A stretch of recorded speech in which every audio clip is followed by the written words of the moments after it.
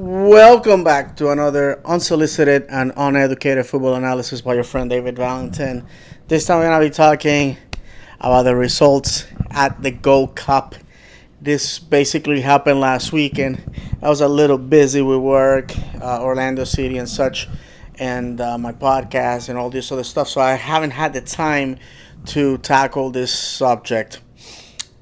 If you are a Gen Xer as myself, you probably fell in love with football around the same time as I did, 1994. I graduated high school that summer, joined the Navy, and in the TVs across the United States, the American Stallions, the guys, the Trailblazers, that represented our nation fought on the pitch, completely outmatched, completely outstyled. I invite you to look at the American team that represented us in the World Cup that was played here in the United States, and you will agree with me, hopefully, that we definitely were outmatched. We did not have a national league or a football culture to match. This is the internet's in its infancy. A lot of people who watch games overseas did so through cable, satellite, and by satellite I mean that's those huge dishes that people used to put on top of their houses. People that will purchase recorded games and watch them on their VHS machines. And at the end of the day, like I said, there was a lot to be learned. Over the years, the United States men's national team has been the anchor that has been bringing fans to follow football. It cannot be understated how much we owe to the men that and the women that have played a vital role in bringing people to believe that we can win. Now, the women deserve their own video because their journey has been a very easy one. Because while the United States felt it was important to give women a voice in sports, especially football, the rest of the world did not think so. So we were a billion years ahead when it came to the women's game. With the men, it has been a very difficult relationship. MLS between 1996 and 2001 was of poor quality, did not had the support of many of the communities where they played, and some teams died. My Tampa Bay Muni being one of them, Miami Fusion, and it was a sour relationship between MLS, the fans of football at in a broader sense, and the American team, the national team representing the United States, sometimes had to be a sort of a peacemaker between all these factions that were fighting to represent American football. On one side, you had the MLS, the rebirth of the NASL, the USSL, and a bunch of all different leagues. Some died, some came, some whatever. Now, if you are an MLS fan, you know that in 2007, David Beckham saved the MLS and ushered MLS into the modern era. Every MLS fan, every American and Canadian fan of football owes a debt of gratitude to David Beckham to do so. And if I have the opportunity to meet him in person, I will let him know. This Englishman saved our nation's sport, and that our football, and that it is a fact. Back to the national team. Concacaf. Concacaf is our confederation. It basically has the United States, Canada, Mexico, all the Central American nations, all the Caribbean nations, and Guyana, Suriname, and the French Department of French Guyana. These last three nations, or I should say, these two nations and part of French territory, are technically not technically they are on on the South American continent, but because their level of population, which is very low, and talent, sets them susceptible to just basically get destroyed by giants like Brazil, Argentina, or Uruguay. So they are in Concacaf. Concacaf is going through a little bit of growth. Saint Pierre and Miquelon, two islands off the coast of the island of Terra Nova in or Newfoundland, Canada, which is a French department, and I'm going to explain what that is, are going to be joining CONCACAF. Now, the French territories in the Americas are interesting because they are integral part of the French Republic. In other words, they're like states of the French Republic. So they have the ability. They're not IOC members, meaning International Olympic Committee, and they are not FIFA members, but they can be part of CONCACAF. And the Gold Cup is their World Cup. Okay, so for the French departments, meaning Saint Pierre and Miquelon, French Guyana, Guadeloupe, Martinique, Maria Galante. Let's see who else. I think I have covered. Saint Martin. Those countries. They are all French citizens, and obviously France represents them at the World Cup. But in the Americas, in CONCACAF, they get to play with the locals. I gotta say that the top talent of these French departments goes to France to represent the nation, and what comes as representing those individual departments is basically B squads. But nonetheless, those guys can play good football. Also, you have the Dutch islands of Aruba, Curacao, Bonaire, and Saint Martin. And these islands, it's interesting story. In baseball, they play as Kingdom of the Netherlands, representing Holland and the islands. And in international competitions, sometimes they represent themselves, or sometimes they're part of Holland. And they have a complicated relationship because they are semi-autonomous countries in CONCACAF. Trust me, we're going to get to the U.S. Yeah, I'm just teaching you a couple of things here. Then you have two U.S. territories, Puerto Rico and the U.S. Virgin Islands. All American citizens. I'm from Puerto Rico, as I said before. And usually, this is a fallback team that guys that try for the U.S. team can't make it for whatever reason. And they basically, if they have a connection to Puerto Rico, or the U.S. Virgin Islands, basically, they were either born there or have a parent or a grandparent born on those islands. They get to represent the territories. Mm-hmm. And I know it's kind of weird sometimes for people to see, but I thought they were part of the United States. Why are they representing themselves? Well, the IOC says if it's not a state, they can do their own thing. So Puerto Rico and the U.S. Virgin Islands are doing just that. Finally, you have British territories like Bermuda, Montserrat, Cayman Islands, Turks and Caicos, that are British citizens, but again, just like the U.S. territories, they get to do their own thing. So you have in CONCACAF confederation where Spanish, French, English, and Dutch are the official languages, and it's a complete mess. In a good way, I say that, because CONMEBOL, which is the South American Confederation, is only 10 nations. And you can basically say they take turns at sending teams to the World Cup, because Brazil's going to be there, Argentina's going to be there, and then fill in whoever comes third and fourth in that confederation. Why is the American continent separated into two confederations? Well, I have to tell you, there is one important factor in the Americas that people overlook all the time.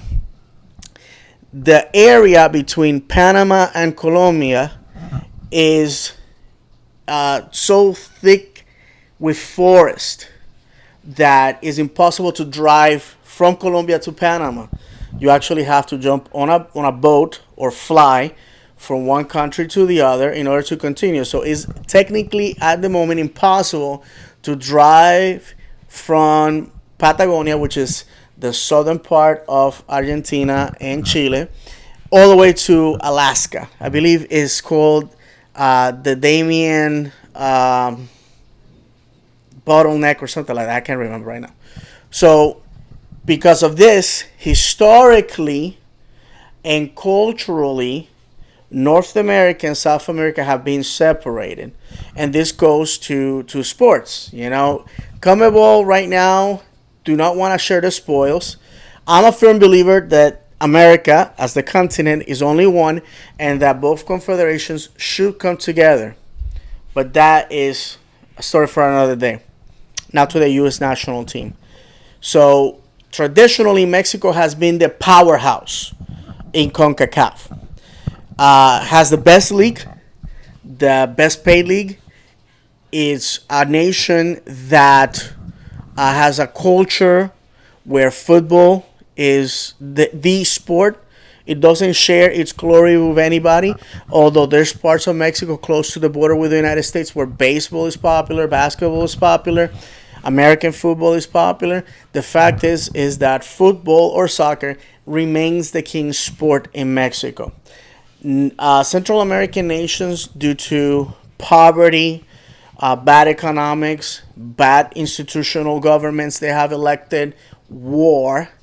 I'm old enough to remember the wars in El Salvador, in Honduras, in Nicaragua, in Guatemala in the 70s and 80s. The dictatorship in Panama that was toppled by the United States in 1989.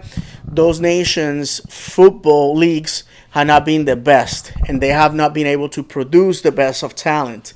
MLS has been the league that has mined this talent and elevated Central American nations. Out of all of them, I can say honestly that Costa Rica, because it has the most stability when it comes to governments and economy, is the one league that you can say is the best out of those Central American nations. Going to the Caribbean. The Caribbean is an interesting dynamic. Cuba, being a communist country, it's impossible to have a privately owned for-profit league. The players in Cuba are basically part-time footballers. The teams basically represent industries or ministries in the departments that manage the country, and this is why football in Cuba will never be successful or produce talent, because again, it's not, it's not for profit, and the government regulates everything. There's a communist nation, unfortunately, the biggest island in the Caribbean, and if it was a democracy, I can guarantee you that probably will have one of the best football leagues in the Americas, hands down. Jamaica is a nation that has a very good league. I will say you can compare their talent level to our USL here in the United States and Canada, and but unfortunately, the talent in the island on the island is not as good as to go into international levels and compete. So they tend to lean on their British diaspora. Same with Haiti and their French diaspora. Dominican Republic is building a nice league, about USL level at the moment, but also leaning on their diaspora in Spain and the United States. Puerto Rico and the USVI leaning into their former residents who now live in the mainland US. Same for the smaller islands, Trinidad, Barbados, you name it. Those nations are sometimes too small to have a quality league, and they rely on the sons, daughters, and grandchildren of former residents who now live in the United States, Canada, and the UK. That's it, my friends. Mexico has been the powerhouse. And I'm sorry that I have taken 15 minutes to get here, but my purpose is to educate just those that are new to the sport and those who have been following the American team. Because the victory that happened this past weekend will have meaning now after you have learned these facts. Mexico has dominated the United States and CONCACAF for years, decades. The United States after 1994 becomes a pretender to the throne. And how many times the United States has been humiliated by Mexico. But the good thing about this is that the United States Federation pumped money, not only pumped money, supported our National League. There's a lot of you that don't like MLS because it doesn't have pro relegation, because it doesn't check the boxes that what you will consider a quality football league. It's not like Europe. I got news for you. You live in North America. Get used to that. So the fact is that MLS has raised our ability. It gets people excited. It brings people to the stadiums. You gotta remember that a football league produces three types of individuals from the people that are in the stands. It produces more fans. It produces people that want to be involved in the game, coaching, being a referee, being involved in the front office, involved in physical therapy, involved in recruiting, involved in the sport and on the business side, and also produces players. Okay? So what we've been doing for the last 26 years has been incubating talent. And finally, the egg has hatched. Mexico, in the meantime, was conforming. Because as an old manager of mine told me, and he gave me the example, both of his sons, they were twins. They were 6'7" at the age of 18. 6'7". And their teammates in their high school were a good foot and a half, 2 feet below that height. And they were winning all the time. And in their league, they were receiving all sorts of awards, trophies, and things. But when they went to college, they were not that good. You know why? Because they had no competition.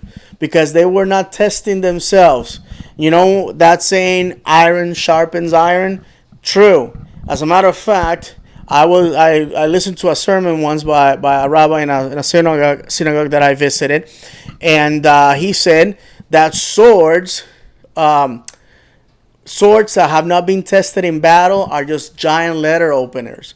And I tend to believe that if you're not tested in the middle of controversy, you're not tested in the middle of battle, how do you know you're going to be able to defeat your enemy? So what happens with the United States is that it kept fighting adversity. It kept fighting and training their players, and our players were going to Europe. Our players were playing in MLS. Now we have a USL. Now we have the college level. And Mexico was conforming. Mexico was fine defeating the United States. Mexico had a free ride to the Olympics, has been for many, many years. Mexico had a free ride to the World Cup of Clubs because, for God knows, we have tried to defeat Liga MX in CCL and we haven't been successful so far.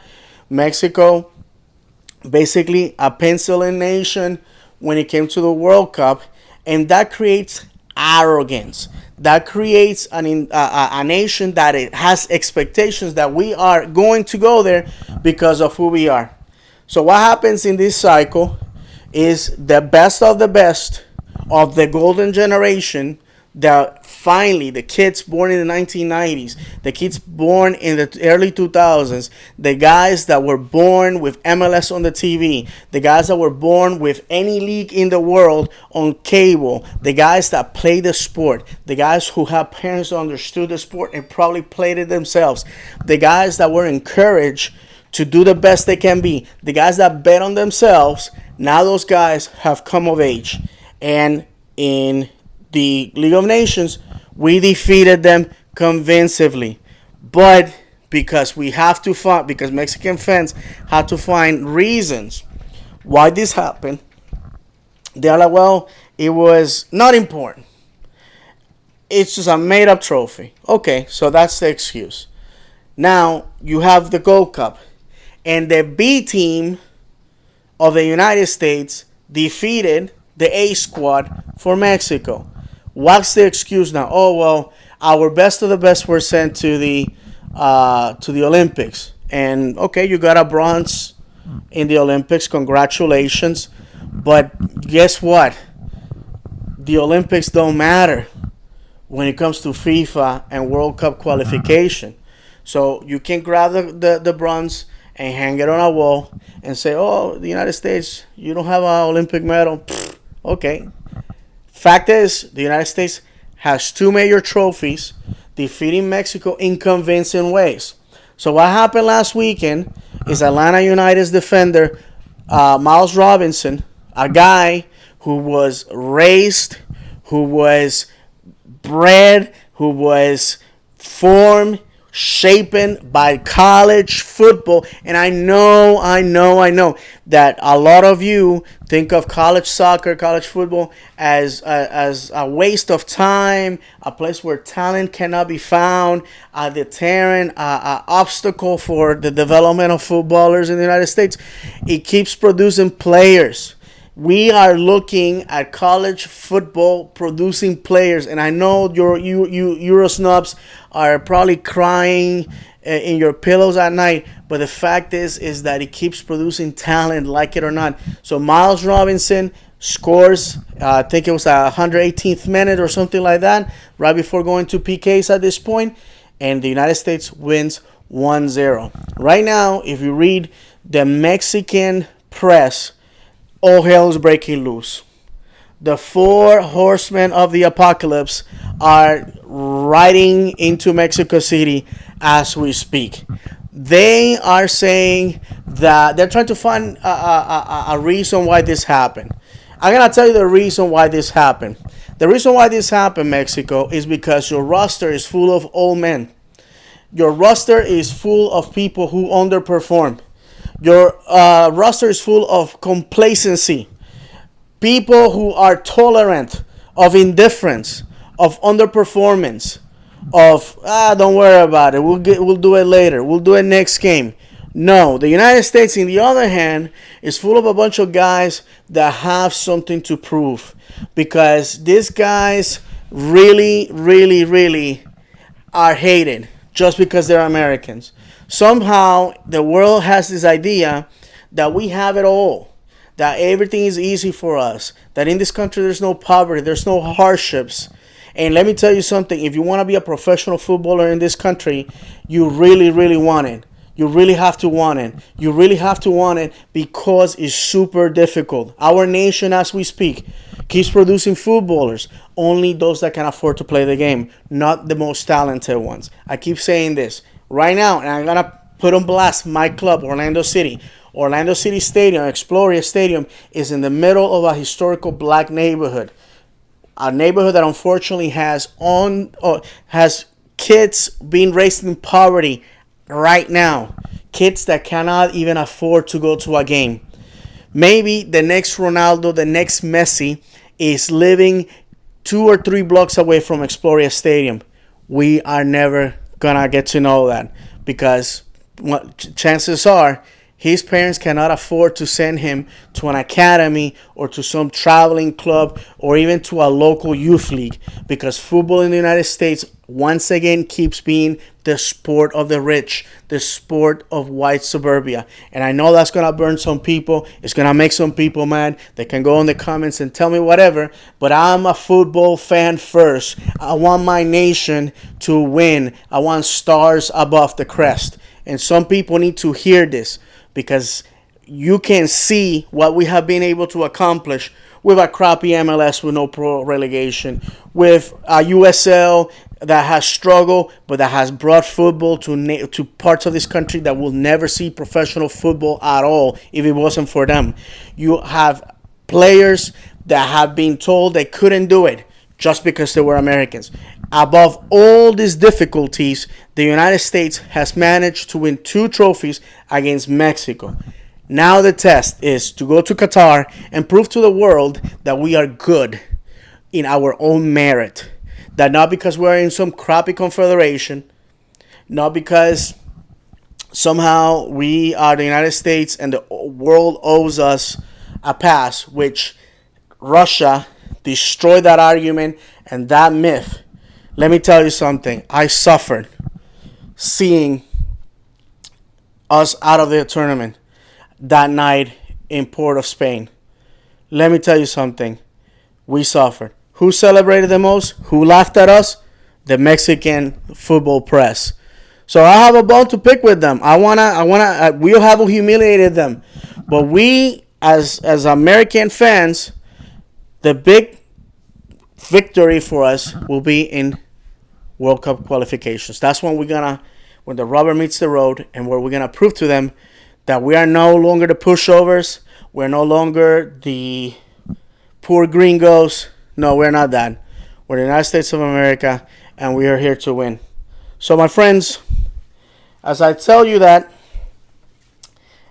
I expect you to support our nation's team with everything you got, with your pockets, with your money, with your attendance, because this right here, my friends, this right here is the flag that represents the Gold Cup winners, the Nations Cup winners.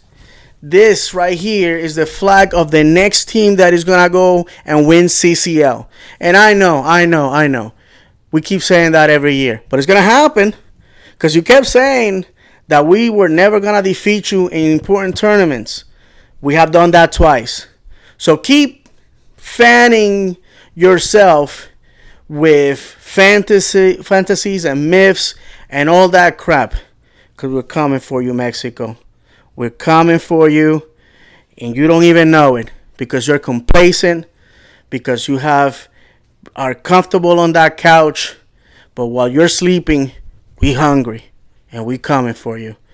So to the boys that represented our team in these tournaments, even in the Olympics, even though unfortunately we were not able to qualify, thank you, because through your efforts, there's more American kids that believe today that they could be next.